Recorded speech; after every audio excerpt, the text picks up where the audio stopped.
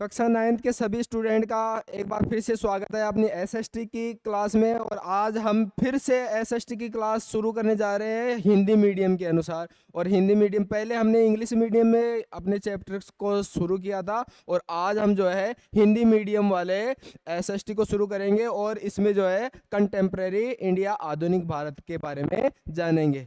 आधुनिक भारत में जानने से पहले हम भारत के जो भी स्थिति और भारत कौन सी जगह स्थित है, कहाँ पर स्थित है, भारत का जो क्षेत्रफल है वो कितना है, भारत से बड़े देश कौन से हैं, भारत से छोटे देश कौन से हैं, भारत कौन से अक्षांश देशांतर में स्थित है, उनके बारे में चर्चा करेंगे। और जानते जाएंगे कि भारत का जो भूगोल है, भारत की जो स्थिति है वो किस प्रकार की है।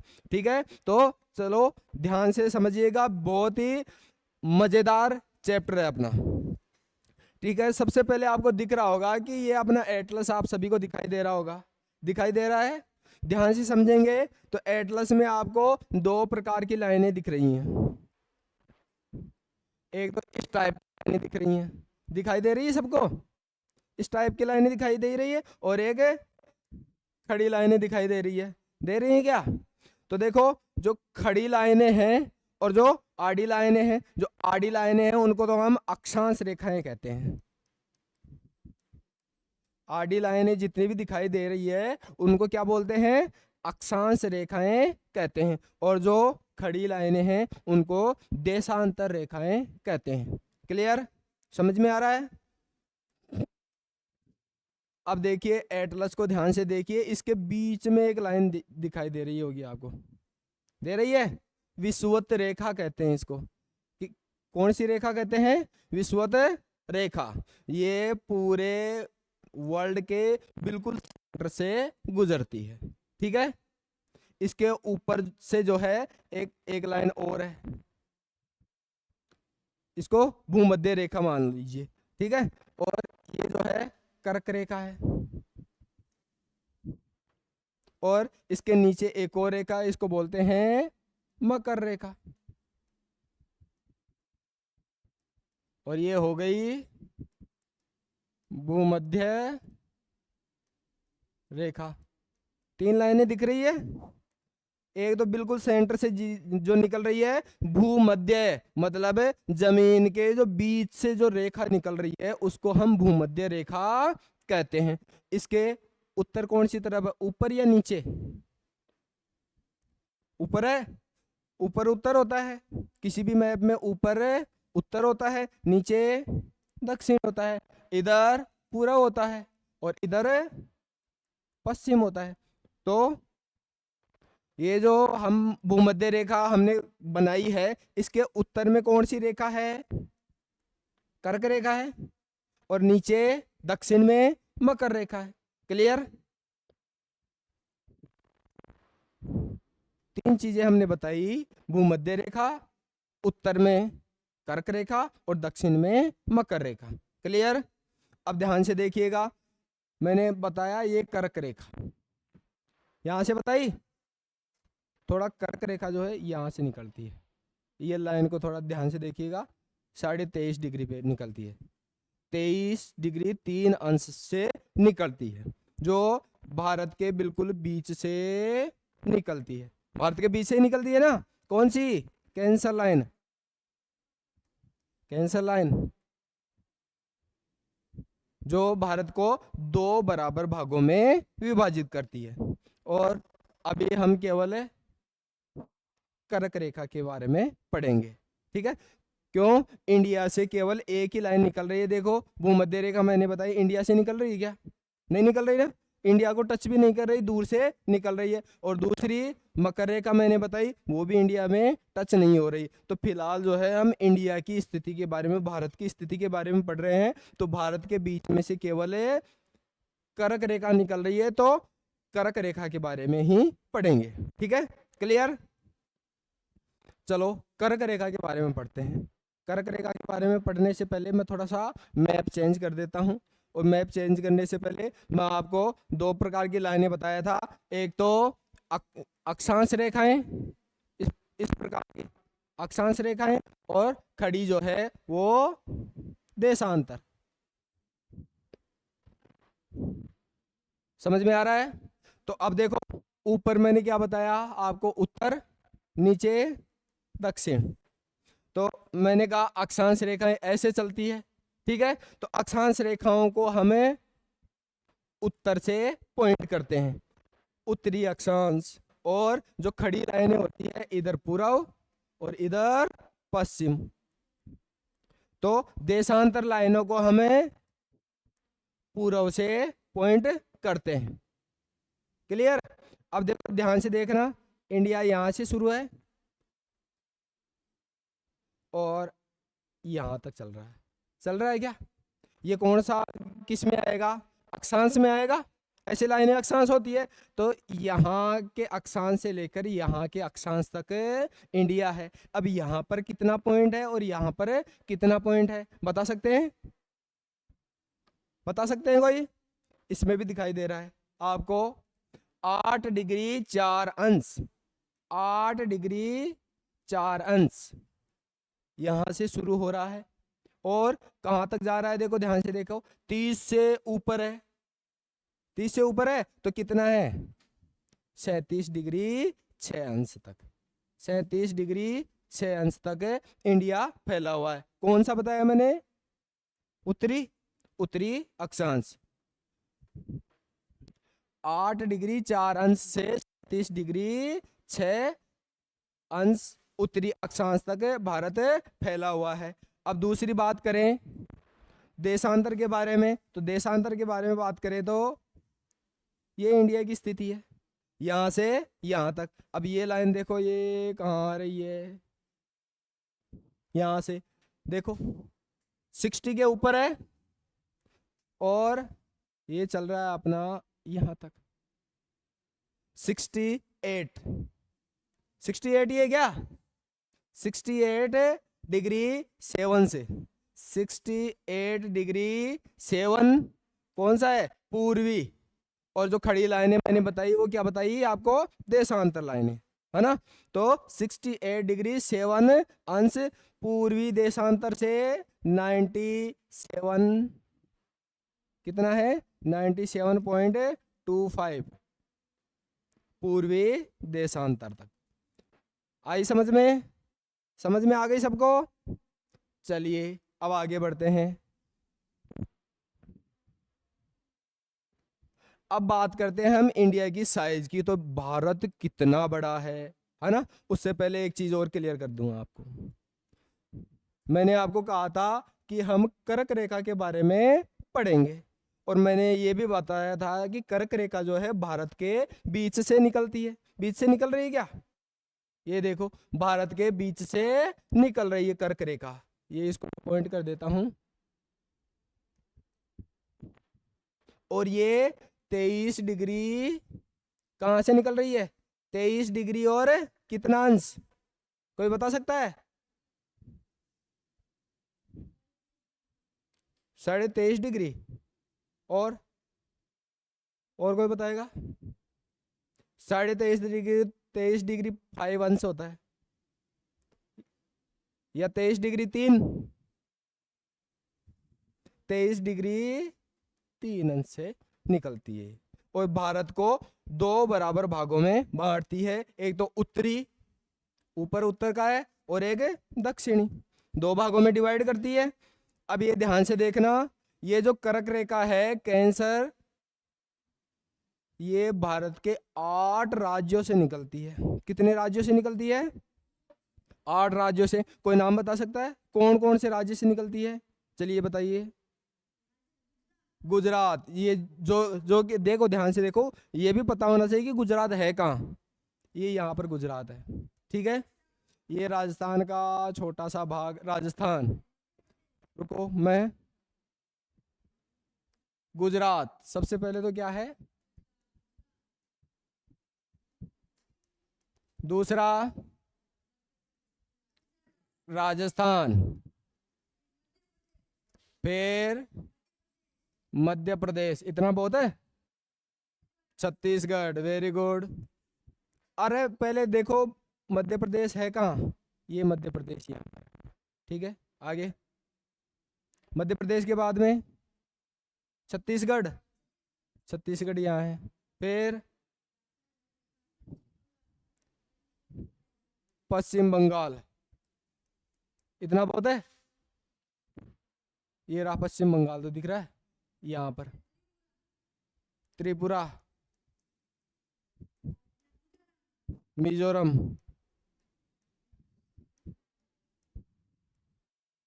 कितने हुए, झारखंड।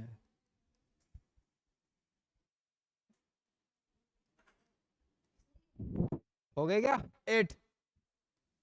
इधर से देखते हैं तो गुजरात, राजस्थान, मध्य प्रदेश, फिर छत्तीसगढ़, फिर झारखंड, फिर पश्चिम बंगाल, फिर त्रिपुरा और फिर मिजोरम। लास्ट में सबसे पूर्वी जो राज्य है वो कौन सा है, मिजोरम।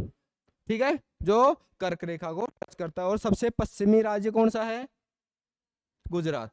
ठीक है, जो कर्क रेखा को टच करता है। ध्यान से देख लीजिएगा, कर्क रेखा को टच करने वाले 8 राज्य आ गया समझ में। अब देखो ध्यान से,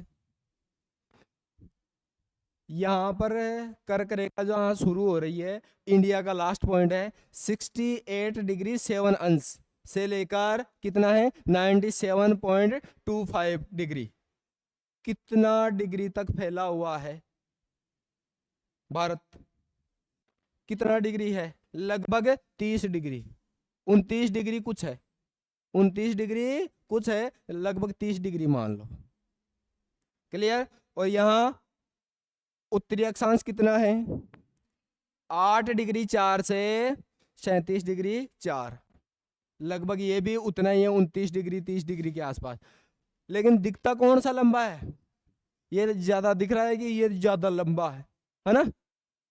लेकिन दोनों लगभग बराबर हैं दिखने में। तो जो खड़ा है, जो अक्षांश वाली स्थिति है, वो हमें ज्यादा दिखती है, लेकिन है दोनों बराबर, क्योंकि इसको जो है यहां तक के पॉइंट को हमें ध्यान से नहीं देख पाते हैं।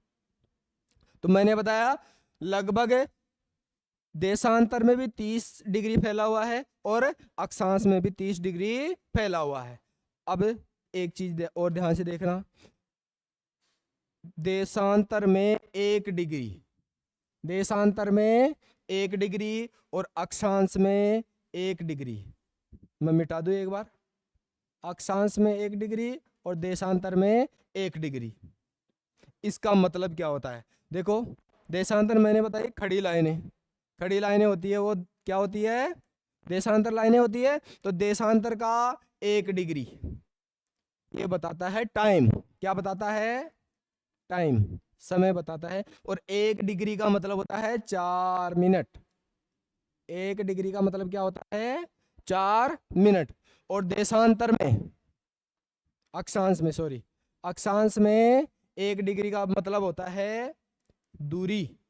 क्या होती है, दूरी 111 किलोमीटर। कितनी दूरी होती है 1 डिग्री में, 111 किलोमीटर। तो 1 डिग्री में 111 किलोमीटर है, तो लगभग इंडिया कितनी डिग्री में फैला हुआ है, 30 डिग्री में फैला हुआ है। तो इसको 30 से मल्टीप्लाई कर दो, 333, लगभग इसके आसपास में इसकी लेंथ है। और कन्फर्म निकालेंगे, ये अनुमान है, क्योंकि हमने 29 डिग्री कुछ था तो उसको हमने 30 डिग्री मान लिया, तो लगभग 3300 किलोमीटर के आसपास है। ठीक है। और टाइम हमने देखा 1 डिग्री का 4 मिनट।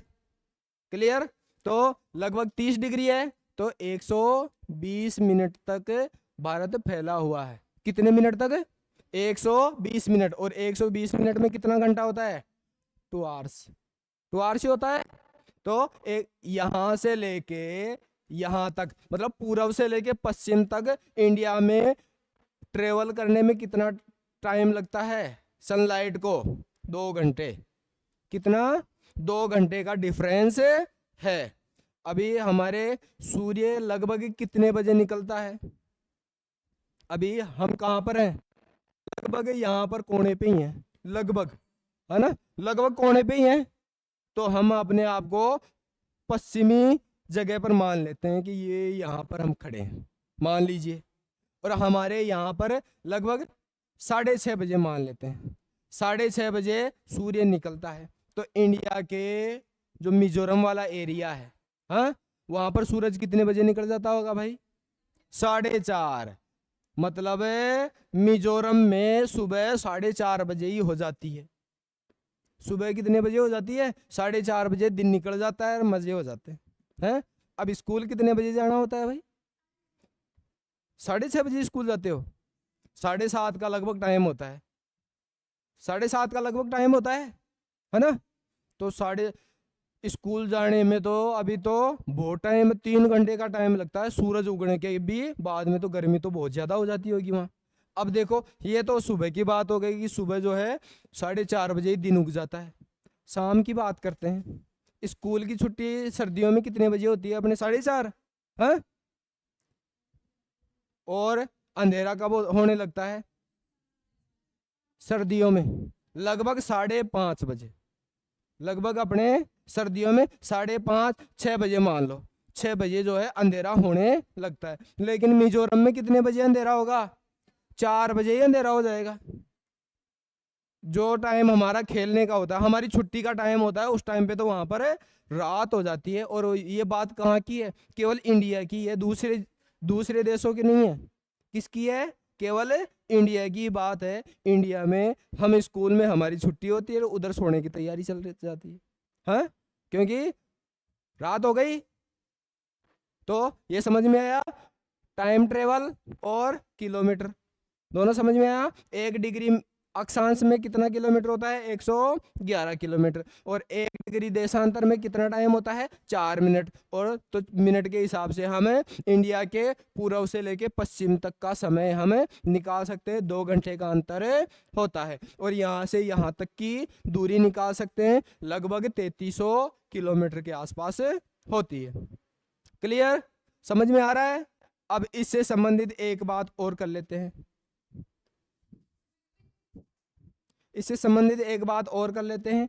भारत का जो चारों तरफ की बाउंड्री है, ये तो मैंने पहले भी बता दी थी। बताई थी क्या? कितनी है बाउंड्री? ये क्या?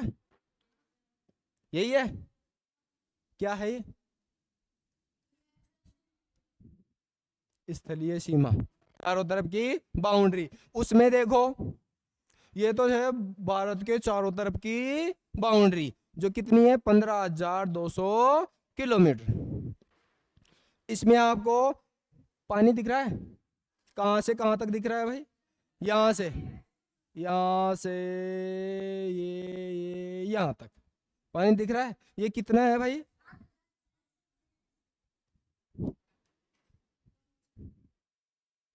76-16 है कि 75-16 है? हाँ, पक्का? देख लो फिर से। इतना पानी, हाँ, मतलब यहाँ से यहाँ तक की बाउंड्री जो है, ये पानी से लैस है, चारों तरफ वाटर वाटर है। अब वाटर किसका है? समुद्र का है। समुद्र का है। तो समुद्र कौन कौन से हैं यहाँ पर? ये बंगाल की खाड़ी और अरब सागर। और ये किसके भाग हैं? हिंद महासागर के भाग हैं। यहाँ पर हिंद महासागर है ना, नीचे हिंद महासागर है। ये दोनों बंगाल की खाड़ी और अरब सागर किसके भाग हैं? इंडियन सी, हिंद महासागर के पार्ट हैं दोनों। आ गई समझ में? अब देखो, ध्यान से देखना। स्थलीय सीमा, स्थलीय सीमा पानी के साथ में कौन से राज्य की सबसे ज्यादा लगती है? दूसरा निकाल दूं मैं? नहीं तो ये समझ में कम आएगा। ये देख लो, इसको देखो, पानी दिख रहा है सबको? सभी को पानी दिख रहा है? तो ये बताओ, देखो, यहाँ से पानी बंगाल की थोड़ी लग रही है, ज्यादा ज्यादा दूरी है क्या? अब यहाँ पर उड़ीसा की इतनी है, ठीक है। अब इसके बाद में देखो, आंध्र प्रदेश की यहाँ से लेके यहाँ तक, इतनी आंध्र प्रदेश की। इसके बाद में तमिलनाडु की यहाँ से लेके यहाँ तक है। फिर केरल की यहाँ से लेके यहाँ तक है। फिर कर्नाटक की यहाँ से लेके यहाँ तक है। उसमें गोवा और आ गया, गोवा भी है। फिर इसके बाद में महाराष्ट्र की यहाँ से लेके यहाँ तक है। और गुजरात की देखो यहाँ से यहाँ तक है। सबसे ज्यादा कौन से राज्य की सीमा है जो पानी के साथ में लगती है? गुजरात की। किसकी? गुजरात की सबसे ज्यादा पानी के साथ में स्थलीय सीमा लगती है। और दूसरे नंबर पे है आंध्र प्रदेश की। तो गुजरात और आंध्र प्रदेश 2 नंबर। समझ में आ रहा है? अब ये भी ध्यान होना चाहिए कि आंध्र प्रदेश किधर है और गुजरात किधर है। गुजरात है पश्चिम में, भारत के पश्चिम में गुजरात है। और आंध्र प्रदेश किधर है? दक्षिण पूर्व। कहाँ है? दक्षिण पूर्व, बिल्कुल नीचे की तरफ। समझ में आ रहा है? तो पानी के साथ में भारत की सबसे ज्यादा स्थलीय सीमा लगाने वाला राज्य कौन सा है? गुजरात। और सेकंड नंबर पे सबसे कम गोवा। ये देखो पोहा, पोहा जैसा दिख रहा है गोवा है। तो सबसे कम स्थलीय सीमा पानी के साथ में कौन सा राज्य बनाता है? गोवा। ध्यान होना चाहिए, सबसे ज्यादा का तो हमने ध्यान लगा लिया, कम का तो कम का भी पता होना चाहिए। सबसे कम गोवा, पोहा जैसा गोवा है।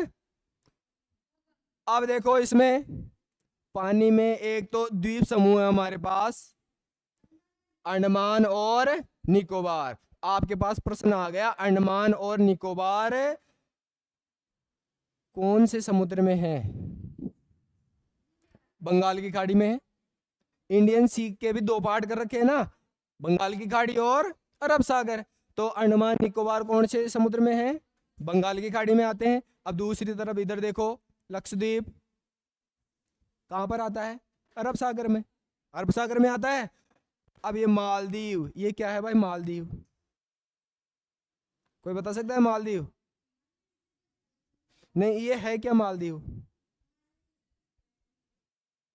देश है? देश है? देश है मालदीव। क्या है? ठीक है, आइलैंड ही है लेकिन अलग देश है मालदीव। अब एक चीज और देखते हैं। अब इंडिया की स्थलीय सीमा तो हमने देख ली, दूसरे देशों को भी देख लेते हैं। अपने पड़ोसियों के बारे में जानना जरूरी है कि हम रहते हैं, उसके पड़ोसी कौन कौन है, हैं? अपने पड़ोसी हैं तो अपना हॉल कौन से पड़ोसी से लगता है? अपने पीछे वाले कमरे किस पड़ोसी से लगते हैं? अपना लेफ्ट वाले कमरे कौन से पड़ोसी से लगता है? और अपने सामने कौन सा पड़ोसी रहता है, ये भी तो पता होना चाहिए। तो देखो सबसे पश्चिम में कौन है? पाकिस्तान। फिर ऊपर अफगानिस्तान थोड़ा टच कर रहा है। कहां पर टच कर रहा है? लद्दाख को, लद्दाख में टच है। इसके बाद में कौन है? चाइना, तिब्बत। चाइना का कौन सा एरिया? तिब्बत। फिर उसके बाद में नेपाल, फिर भूटान, उसके बाद में म्यांमार। क्या है? फिर उसके बाद में बांग्लादेश। ये अपने पड़ोसी हैं। और ये भी मालदीव को भी अपना पड़ोसी बना दिया है ना। और श्रीलंका भी अपना पड़ोसी है। अपने पड़ोसी देश कौन कौन से हो गए? पाकिस्तान, अफगानिस्तान, चीन, नेपाल, भूटान, म्यांमार, बांग्लादेश, श्रीलंका और मालदीव। ये सब हमारे पड़ोसी हैं। ठीक है, तो ध्यान से देखिएगा, ये सारे अपने पड़ोसी हैं। तो ये सब मिला के जो है भारतीय उपमहाद्वीप बनाते हैं। भारतीय उपमहाद्वीप बनाने वाले देश कौन कौन से हैं? पाकिस्तान, अफगानिस्तान, चीन, नेपाल। अब चीन को तो छोड़ दो और म्यांमार को भी छोड़ दो। क्यों छोड़ दो? क्योंकि ये बड़े देश हैं, उपमहाद्वीप के भाग नहीं है। ये बड़े देश हैं तो बड़े देशों को छोड़ दो। ये और ये दोनों बड़े हैं तो इन दोनों को छोड़ दो। जो छोटे छोटे हैं जो चिपक सकते हैं, एक बड़ी चुंबक होती है, छोटा छोटा लोहा चिपक सकता है। बड़ा लोहा लेके आएंगे तो फिर चुंबक के थोड़ी चिपकेगा, वो चुंबक उसको चिपकेगी, है ना। तो ये तो बड़े देश हैं तो बड़े देशों को तो छोड़ दो और छोटे देशों को अपने पास में चिपका लो। छोटे देशों को चिपकाया तो पाकिस्तान चिपक गया, बांग्लादेश चिपक गया, इधर फिर चाइना को छोड़ दो, इसके बाद में नेपाल चिपक गया, फिर उसके बाद में भूटान चिपक गया, उसके बाद में बांग्लादेश चिपक गया, इधर श्रीलंका चिपक गया और मालदीव चिपक गया, और खुद भारत है। खुद भी तो है, खुद का भी तो नाम लेंगे। ये सारे मिलके क्या बनाते हैं? भारतीय उप महाद्वीप। भारतीय उपमहाद्वीप बन गया, है कि नहीं? अब भारत कौन से महाद्वीप में है? भारत कौन से महाद्वीप में है? एशिया महाद्वीप में। और एशिया में ये सारे मिलके हैं, इसके और भी दूसरे बड़े देश भी आ जाते हैं। और भारतीय उपमहाद्वीप में जो मैंने नाम बताए उनको आप नोट कर सकते हैं। नोट करवाऊं? नाम लिखूं? लिखो। भारत, पाकिस्तान,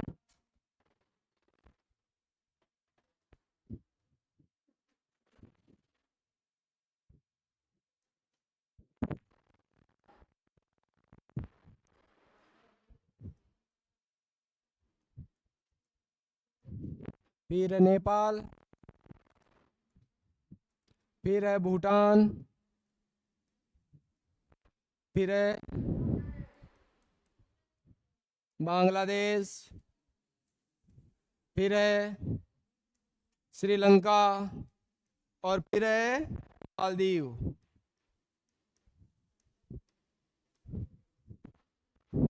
ये सब मिलके भारतीय उपमहाद्वीप बनाते हैं। नोट कर लीजिएगा, जल्दी नोट कर लीजिए, फटाफट, जल्दी जल्दी।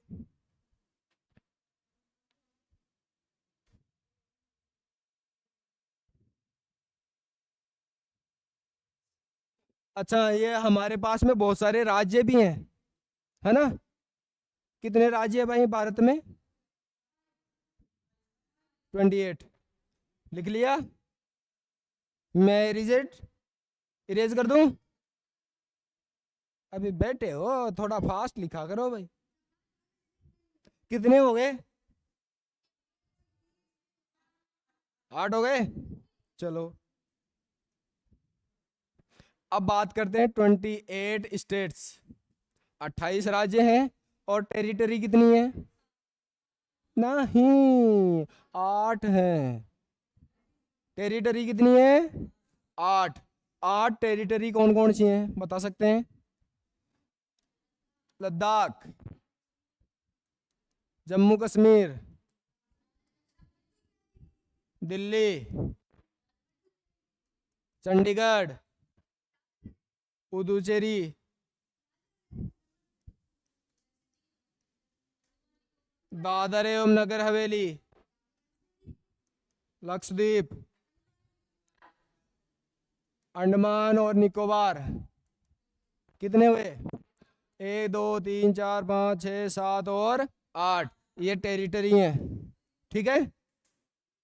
केंद्र शासित प्रदेश, हिंदी में बोलते हैं केंद्र शासित प्रदेश। और ये 8 टेरिटरी हैं। नाम लिख लो, समझ में नहीं आए फुल फॉर्म पूछ लो, फटाफट लिख लो, नोट कर लो।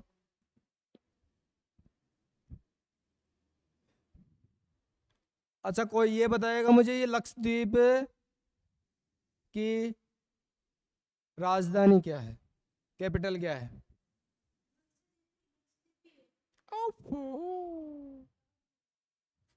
बताएगा कोई?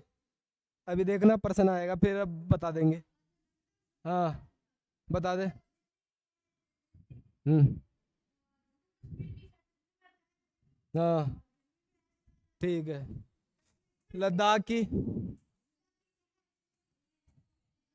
ले, आगे।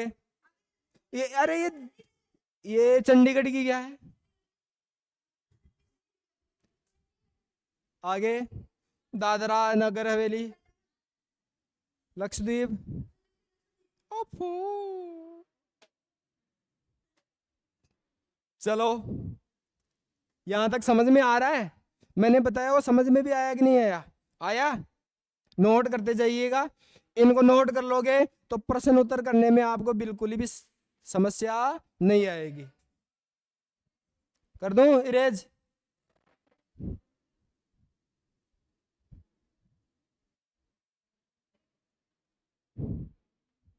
क्वेश्चन नंबर 1 को ध्यान से पढ़िएगा, ये प्रश्नों के उत्तर आपको करके लाना है ना। मैंने बताया कर करेगा कितने राज्यों से गुजरती है, 8 राज्य बताए थे मैंने, इनमें से कौन सा नहीं है? उड़ीसा से नहीं निकलता। बड़ा करूं अभी? ठीक है, उड़ीसा से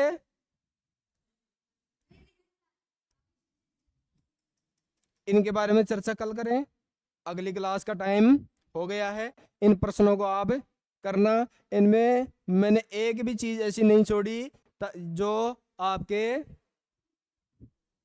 प्रश्न छूट सके। पढ़ के देख लो। उत्तराखंड, उत्तर प्रदेश, बिहार, पश्चिम बंगाल और सिक्किम की सीमाएं किस देश से लगती है?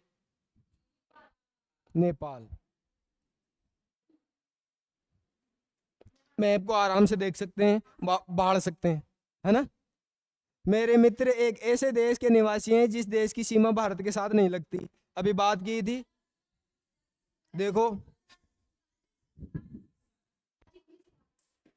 है ना। नेक्स्ट, अरब सागर के साथ में, अरब सागर तथा बंगाल की खाड़ी में स्थित द्वीपों के नाम बता सकते हो? बताया था मैंने अभी, कौन कौन से हैं? और अरे मालदीव तो देश है, अंडमान निकोबार। हाँ तो दोनों में ही बताना है, तो बंगाल की खाड़ी में और अरब सागर दोनों में। दूसरा, उन देशों के नाम बताइए जो क्षेत्रफल में भारत से बड़े हैं, जिसके बारे में हमने छह देश हैं जिनके बारे में हमने पीछे वाली क्लास में अच्छे से बात की थी। हाँ,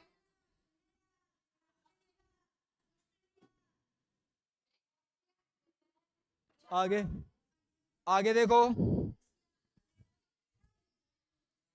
कीप साइलेंस। सूर्योदय अरुणाचल प्रदेश के पूर्वी भाग में गुजरात के पश्चिमी भाग की अपेक्षा 2 घंटे पहले क्यों होता है? क्योंकि भारत का जो फैलाव है वो 30 डिग्री देशांतर का है। भारत का फैलाव कितना है? 30 डिग्री देशांतर का है, ठीक है, इसलिए उनके बीच में 2 घंटे का दूरी रहती है। चलो, हिंद महासागर में भारत की केंद्रीय स्थिति से इसे किस प्रकार लाभ प्राप्त हुआ है? हिंद महासागर में भारत की केंद्रीय स्थिति से इसे किस प्रकार का लाभ हुआ? अरे देखो, हिंद महासागर है, इसके बीच में कौन घुसड़ गया? भारत घुसड़ गया, घुस गया भारत, बीच में आ गया, तो इससे हिंद महासागर को क्या फायदा हुआ? एक तो 2 बराबर भागों में निकल गया, निकल गया कि नहीं निकला? दूसरा, किसको? हिंद महासागर को। अरे हिंद महासागर को क्या फायदा हुआ? भारत को नहीं, हिंद महासागर में। आगे देखो, मानचित्र के बारे में, अरब सागर और बंगाल की खाड़ी में स्थित द्वीप समूह कौन कौन से हैं बता दिए थे मैंने। भारतीय उपमहाद्वीप में कौन कौन से देश आते हैं, ठीक है, करेगा कौन कौन से राज्यों से निकलती है। आगे, भारत का सबसे उत्तरी अक्षांश कौन सा है? उत्तरी अक्षांश ऊपर वाला, उत्तरी अक्षांश कौन सा है? कितना डिग्री?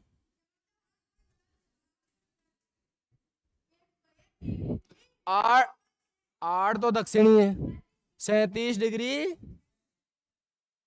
आगे, अंशों में भारत के मुख्य भूभाग का दक्षिणी अक्षांश कितना है? दक्षिणी अक्षांश कितना है?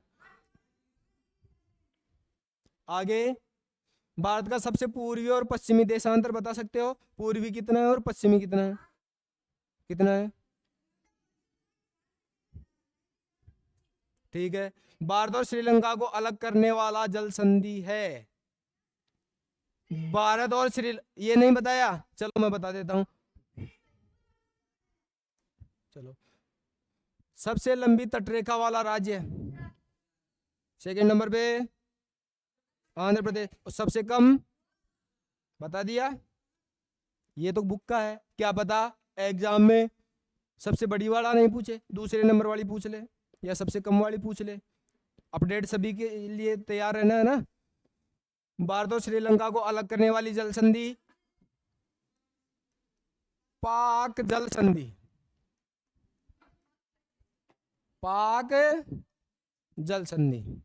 और एक चीज और बता देता हूं, भारत का जो सबसे दक्षिणी बिंदु है वो है इंदिरा पॉइंट।